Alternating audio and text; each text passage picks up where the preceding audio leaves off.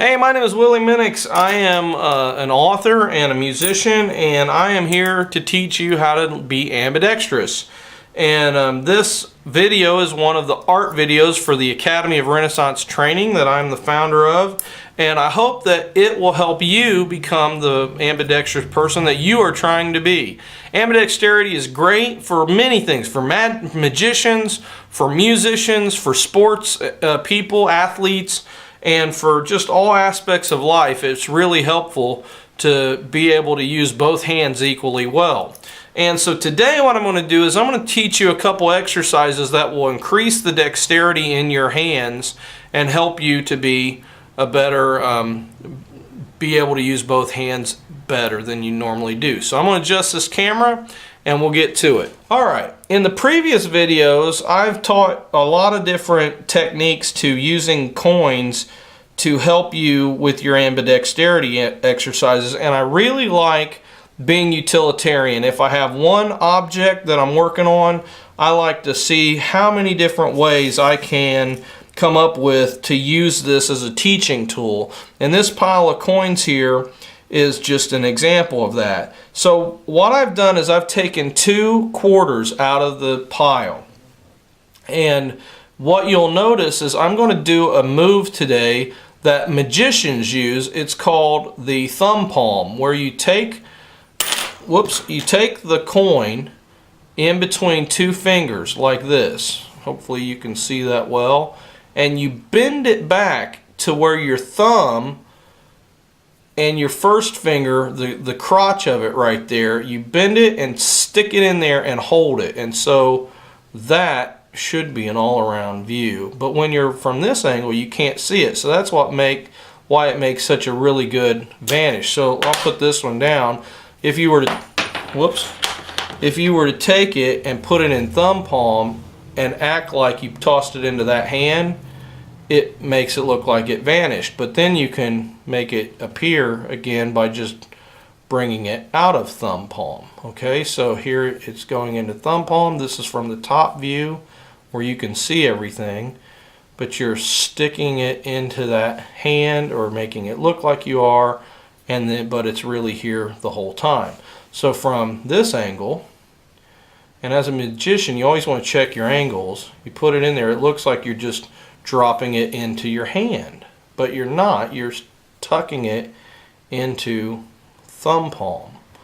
Okay, now I'm pretty good at doing this with my left hand, but you want to practice it with both hands and get really good at thumb palming, or thumb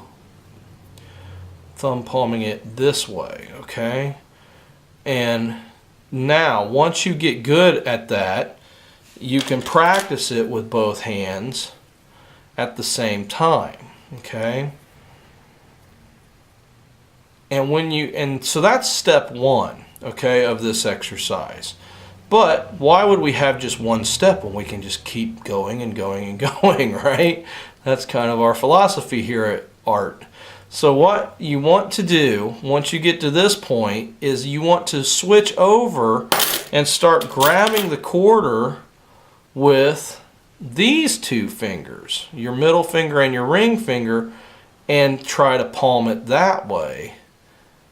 Okay, and get it like that. Now there are also other palms. You can have the classic palm where you take a coin on your hand like this and you stick it into this part of your hand and grab it like that, so when you flip your hand over, if you keep it tight, it doesn't fall. But if you want to, you release it and you can drop it. That's a classic palm, and it's as simple as just folding your hand over and sticking it in there. And that's good to help increase dexterity too. You can try that with your non-dominant hand and work at that until it's good. And I've never been very good at doing this with a small coin with my right hand, but you keep at it, you eventually get it. But here's the thing, the reason I stress working with this thumb palm method is you really have to use some dexterity to get your middle and your ring finger to do that. And you do that after a while, and this part of your hand you'll really start to feel it, because tendons that you don't normally use will be there. And I'm starting to get to the age where I'm getting a little arthritic in my hands, so you know, you definitely, this will help limber them up, I think, and keep them to where they're useful.